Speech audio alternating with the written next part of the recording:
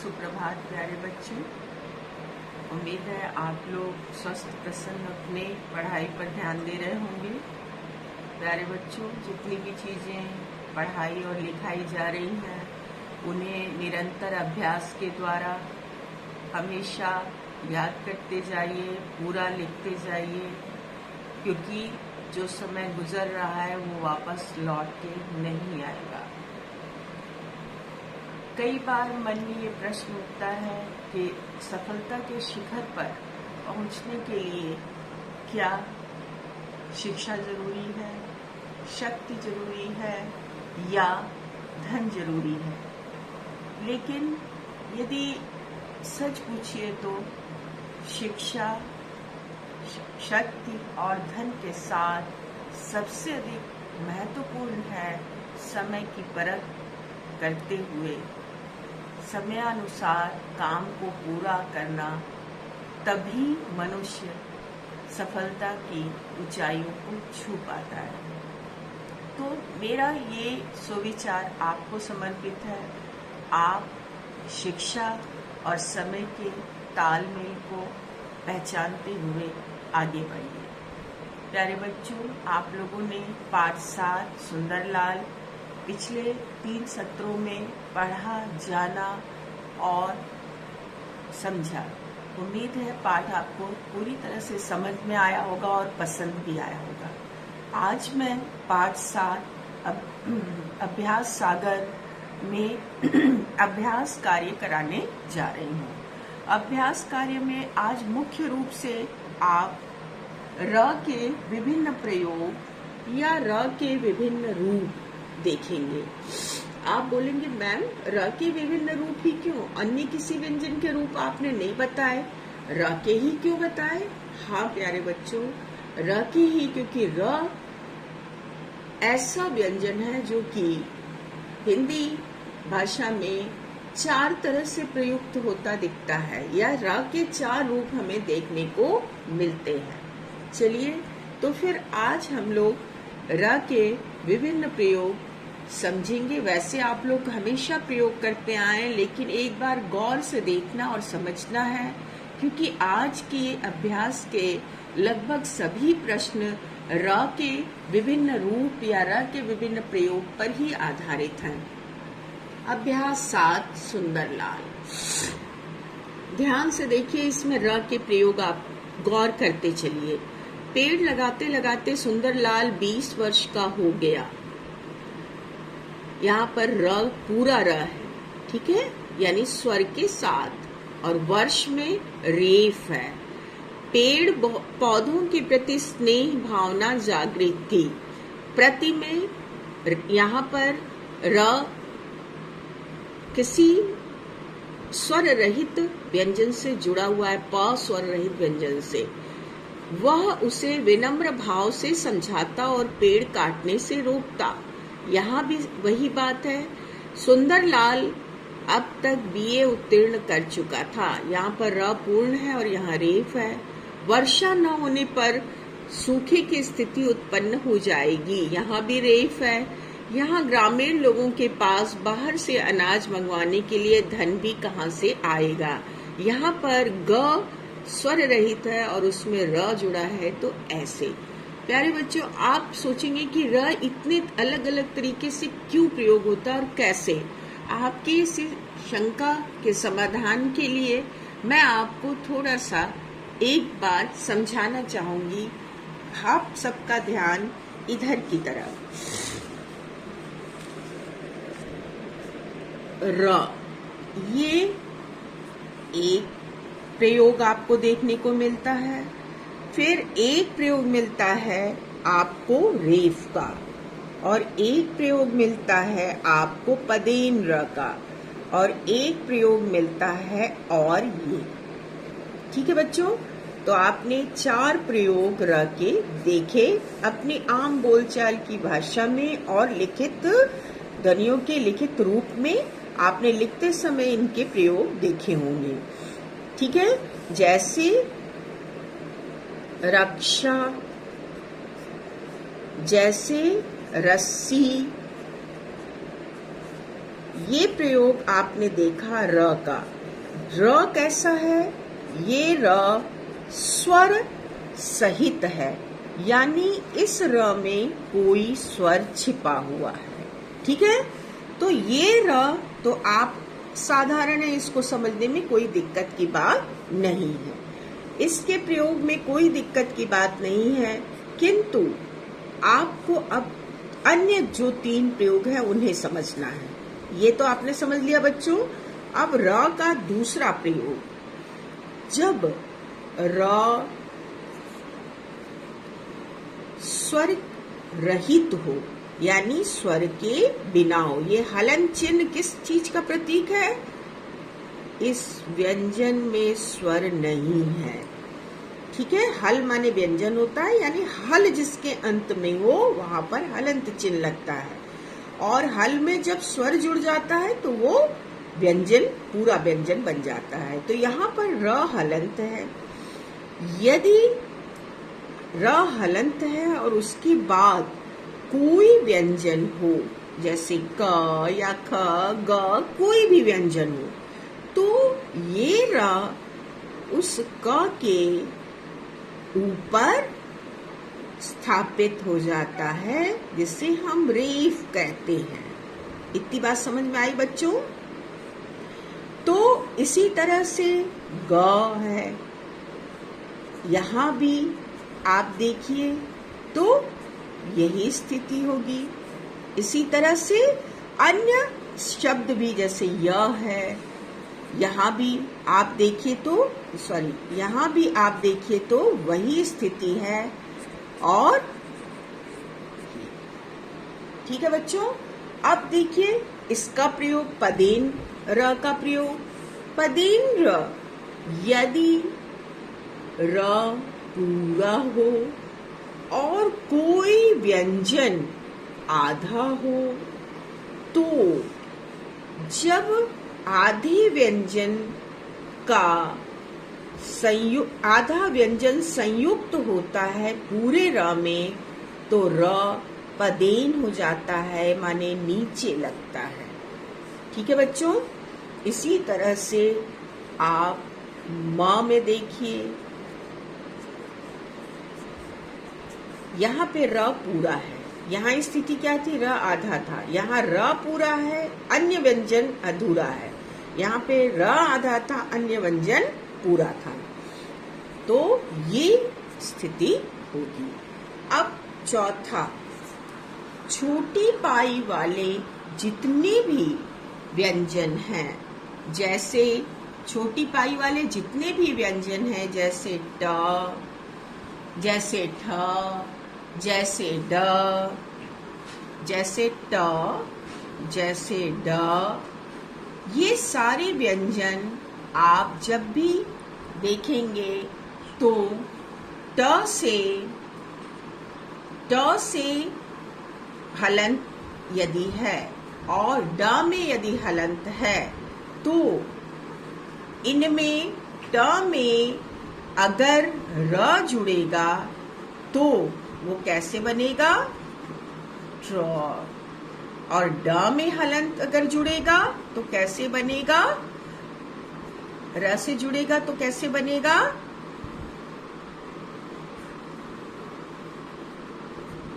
इतनी बात समझ में आई?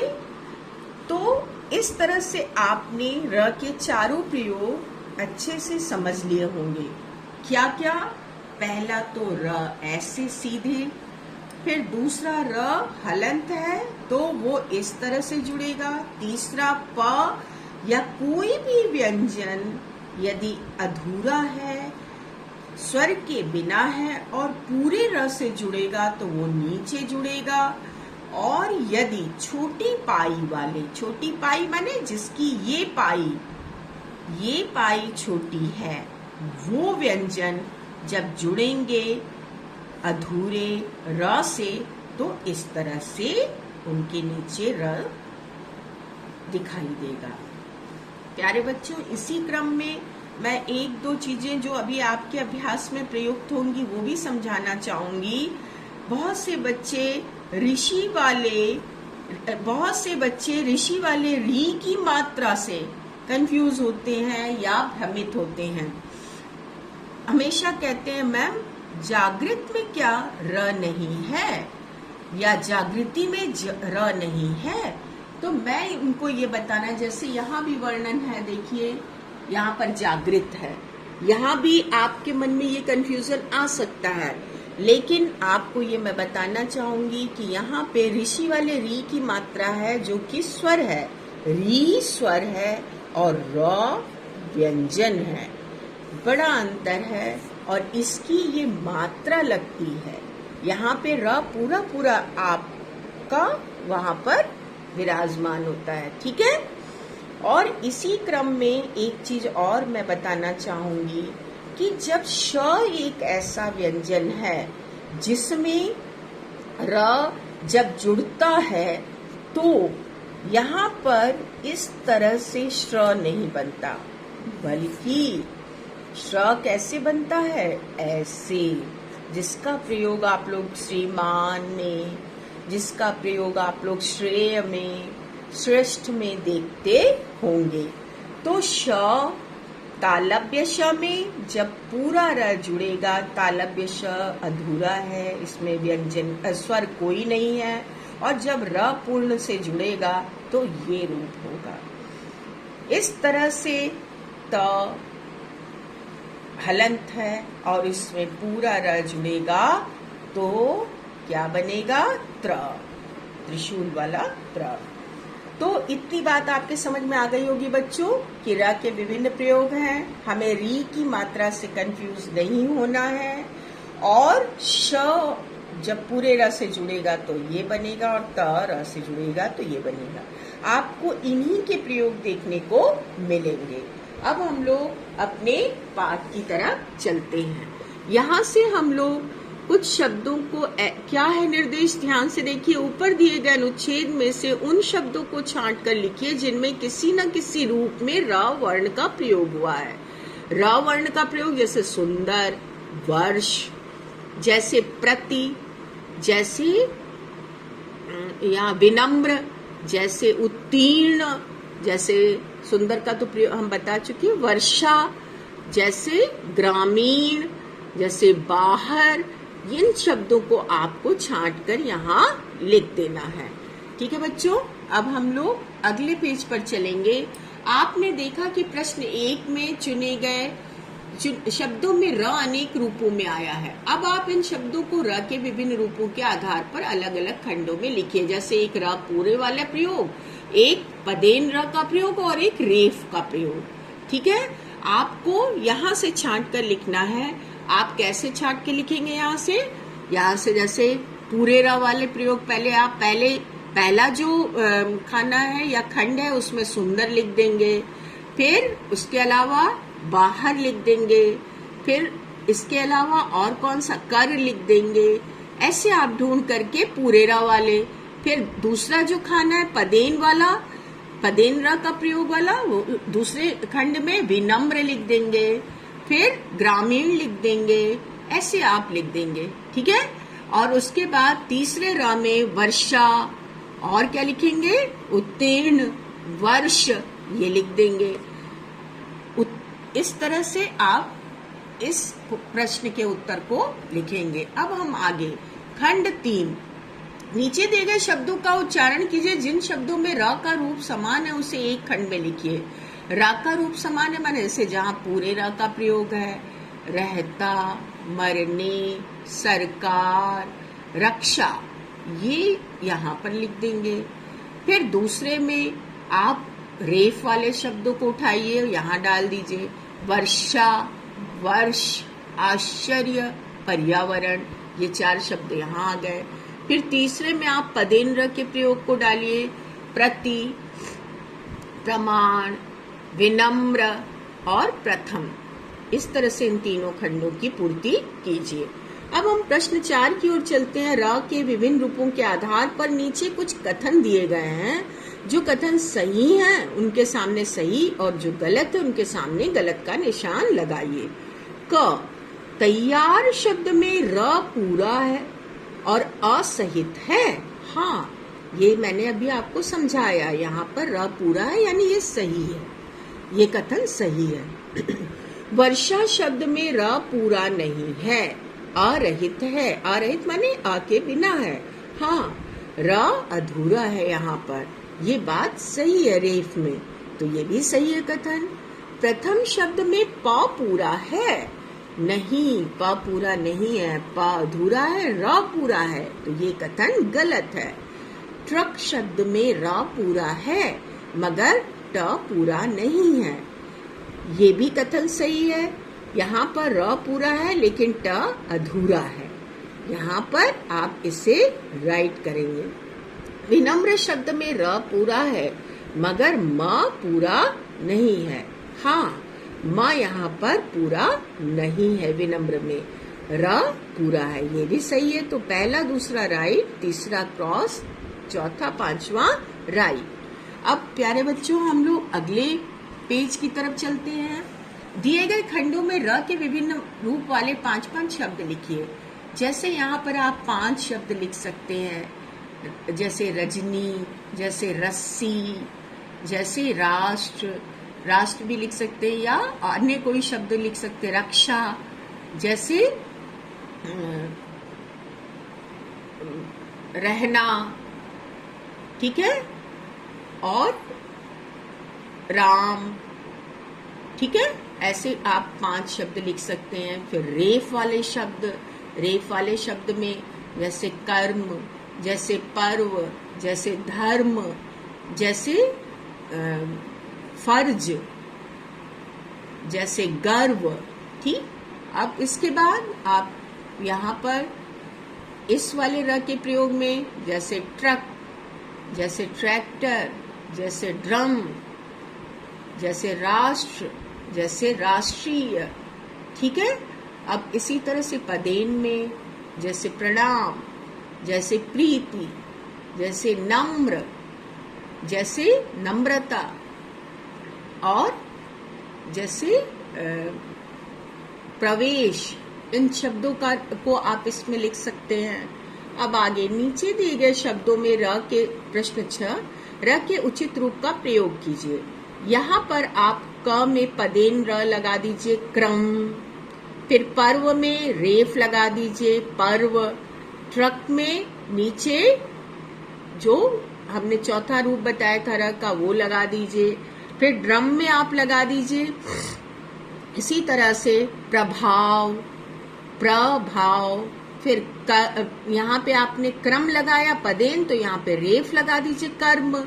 फिर राष्ट्र, फिर सम्राट, फिर दूरदर्शन। ठीक है बच्चों, अब हम लोग 7वें प्रश्न की ओर चलते हैं। 7वें प्रश्न में नीचे दिए गए चित्रों के नीचे उनके वे नाम लिखिए जिनमें र के विभिन्न रूपों का प्रयोग है। जैसे ये आपको क्या दिख रहा है?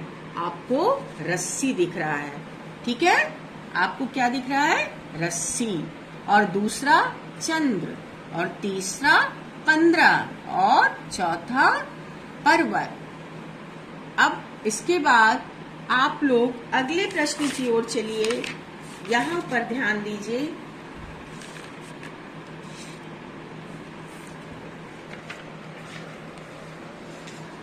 यहाँ पर अगले प्रश्न की ओर, ये क्या है? सूर्य।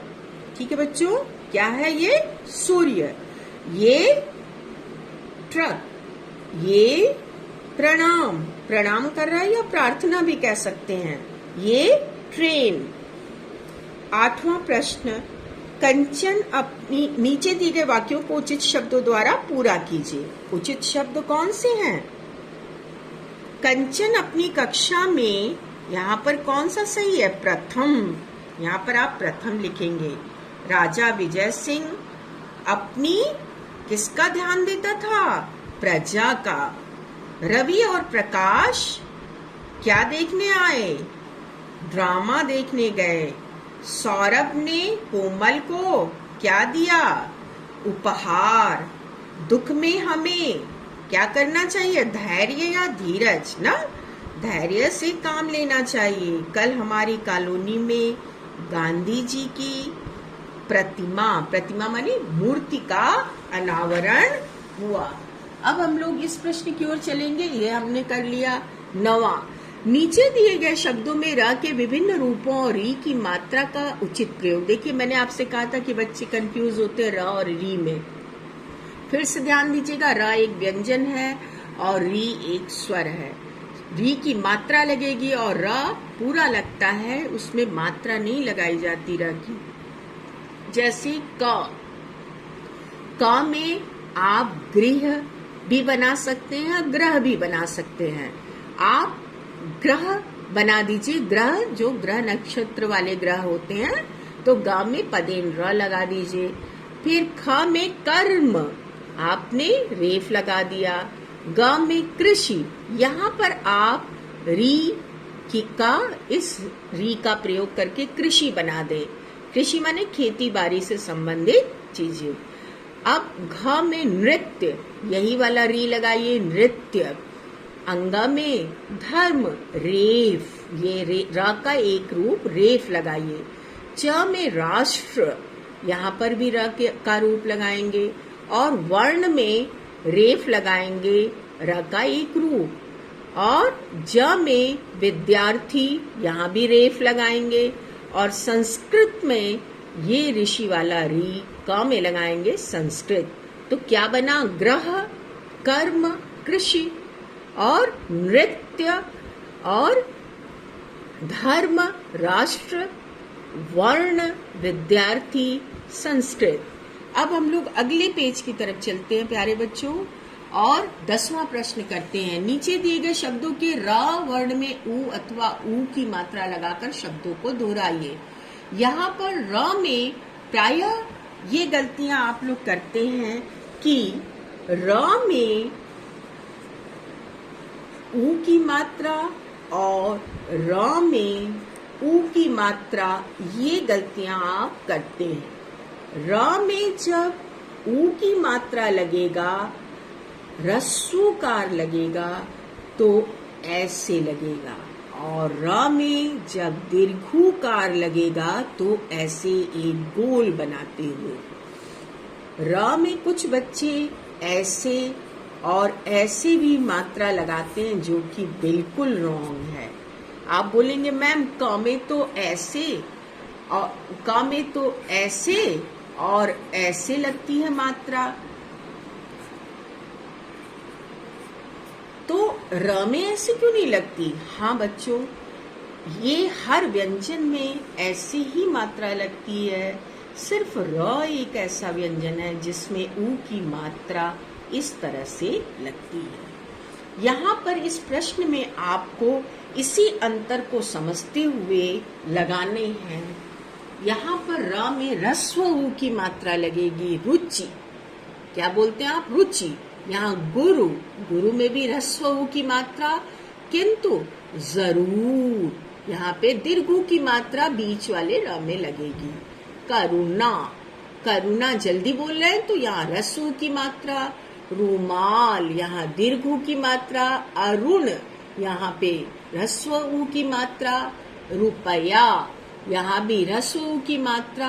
और रूप, रूप में दीर्घुकार की मात्रा लगेगी। यहाँ देखिए, जो चीज अभी मैंने बताई वही है। यहाँ पे ह्रस्व उ जुड़ा तो ऐसा और दीर्घ उ जुड़ा तो ऐसा। अब चलिए हम लोग 11वां प्रश्न देखते हैं। श्र और त्र से बनने वाले 3-3 शब्द। श्र जो मैंने अभी बताया था, जब श में र जुड़ेगा तो पदेन र जुड़ेगा तो इस तरह से स्थिति बनेगी। ये मैंने अभी आपको त्र और श्र का बताया था शुरू में। श्र से आपको 3 शब्द लिखने हैं, जैसे श्रम, श्रम जैसे श्रेय, जैसे श्रेष्ठ। ठीक है, श्रम, श्रेय, श्रेष्ठ। इसके अलावा कोई शब्द भी आप लिख सकते हैं। अब त्र, त्र से जैसे त्रिशूल, त्रिभुवन, त्रिनेत्र आदि। अब 12वें प्रश्न की ओर हम चलते हैं। नीचे दिए गए शब्दों के सामने उनके समान अर्थ वाले 2-2 शब्द छांटकर लिखिए। जंगल, इसका पर्यायवाची शब्द यहाँ पर आप देखेंगे। जंगल का पर्यायवाची शब्द क्या है? वन और कानन। रात का पर्यायवाची शब्द क्या है? निशा और रात्रि। रास्ता का पर्यायवाची क्या है? मार्ग और पथ। चंद्रमा का पर्यायवाची शब्द क्या है? शशि, शशांक, निशा आदि होता है, तो यहाँ पर शशि है और निशा, ठीक है। अरे सॉरी, शशि और चांद। निशा तो रात का मैंने अभी आपको बताया। शशि, शशांक, चांद आदि है, ठीक है। चंद्रमा, ये चंद्रमा का पर्यायवाची है, तो शशि और चांद। वर्षा का पर्यायवाची है वृष्टि, माने बारिश और बारिश। वर्षा और वर्षा का पर्यायवाची हुआ बारिश और वृष्टि। इतनी बात आपके समझ में आ गई होगी। फिर से एक बार देख लीजिए। जंगल का कानन वन, रात का रात्रि निशा, रास्ता का मार्ग पथ, चंद्रमा का शशि और चांद, वर्षा का वृष्टि और बारिश। वृष्टि का प्रयोग आप लोग सुनते होंगे, अनावृष्टि और अतिवृष्टि। अतिवृष्टि माने बहुत अधिक बारिश और अनावृष्टि माने अकाल या बारिश का ना होना। अब चलिए हम लोग आगे चले। 13वें प्रश्न में नीचे दिए गए शब्दों के सामने उनका लिंग लिखिए। लिंग के बारे में विस्तृत चर्चा हम लोगों ने पहले कर ली है। यहाँ पर कौन सा लिंग है ये बताना है, इसका लिंग परिवर्तन करके नहीं लिखना है। तो पत्ता। अब दो विधि मैंने बताई थी आपको। आप एक तो वाक्य प्रयोग करके बना सकते हैं, तो वाक्य प्रयोग करके आप कैसे बना सकते? पत्ता गिरा, तो यानी पत्ता पुल्लिंग है। हवा चली, हवा स्त्रीलिंग है, पुल्लिंग, पत्ता पुल्लिंग, हवा स्त्रीलिंग। पर्वत ऊंचा है, पर्वत ऊंची है कोई नहीं कहता, पर्वत ऊंचा है, तो पर्वत पुल्लिंग। नदी बह रही है, तो नदी स्त्रीलिंग। यहाँ पुल्लिंग, यहाँ स्त्रीलिंग। प्रश्न 14, नीचे दिए गए शब्दों के बहुवचन रूप लिखिए। अब आपको बहुवचन रूप, यहाँ एक वचन रूप दिया है, आपको बहुवचन बनाना है। बहुवचन बनाते समय बच्चों अंत में जो दीर्घीकार होगा उसे ह्रस्वीकार में बदलना होता है। ये एक बड़ी कॉमन बात है, बचपन से आप पढ़ते आए हैं, लेकिन इसे गौर से समझ के लिखिएगा। पहाड़ियां, तारे, परीक्षाएं, पौधे, यात्राएं, आंखें। फिर से समझिए। पहाड़ियां, तारे, परीक्षाएं, पौधे, यात्राएं, आंखें। ठीक है, इतनी बात समझ में आई। अब हम लोग अंतिम प्रश्न की ओर चलते हैं। 15वां प्रश्न, वृक्षों की महत्ता पर 2 स्लोगन लिखिए। ये आपका आज का गृह कार्य है। अभ्यास के 14 प्रश्न जो आज मैंने कराए 1 से 14 तक, ये आपका कक्षा कार्य है और 15वां प्रश्न आपका गृह कार्य है। इसे कैसे करना है आप मेरी तरफ ध्यान दीजिए। आप लोगों ने पाठ 7 सुंदरलाल में मुख्य रूप से पेड़ों के संरक्षण, पेड़ों के को कटने से रोकने के बारे में और वृक्षारोपण के बारे में पढ़ा। सुंदरलाल के व्यक्तित्व को जाना। आपको यहाँ पर उसी पर आधारित एक अच्छे से 2 स्लोगन लिखने हैं पेड़ पर आधारित। जैसे एकदम जो हमेशा आप स्लोगन लिखते आए हैं वो ही स्लोगन मत लिखिएगा, कुछ नए स्लोगन की रचना कीजिएगा, कुछ नए नारे की रचना कीजिएगा जिसमें और भी जीवन आपको नजर आए, जिसमें और भी उमंग हो और सुंदर रंगीन कलम का प्रयोग करके, स्केच पेन या रंगीन कलर का प्रयोग करके यहाँ पर आप लिखिएगा। ये काम आपको अभ्यास सागर में ही करना है, ठीक है, कहीं अन्य जगह पर नहीं, अभ्यास सागर में। चाहे तो आप किनारे छोटा सा पेड़ बना सकते हैं, आप खूब आकर्षक इसको बनाइएगा, ठीक। इसी के साथ प्यारे बच्चों, उम्मीद है कि आप अपने काम को अच्छे से करेंगे, आज के पाठ को भी समझ गए होंगे। जहाँ कहीं भी कोई दिक्कत हो आप सत्र के दौरान अभी पूछ लीजिएगा। खुश रहिए और अपने काम को खूब मन लगाकर लगन के साथ पूरा कीजिए। धन्यवाद बच्चों।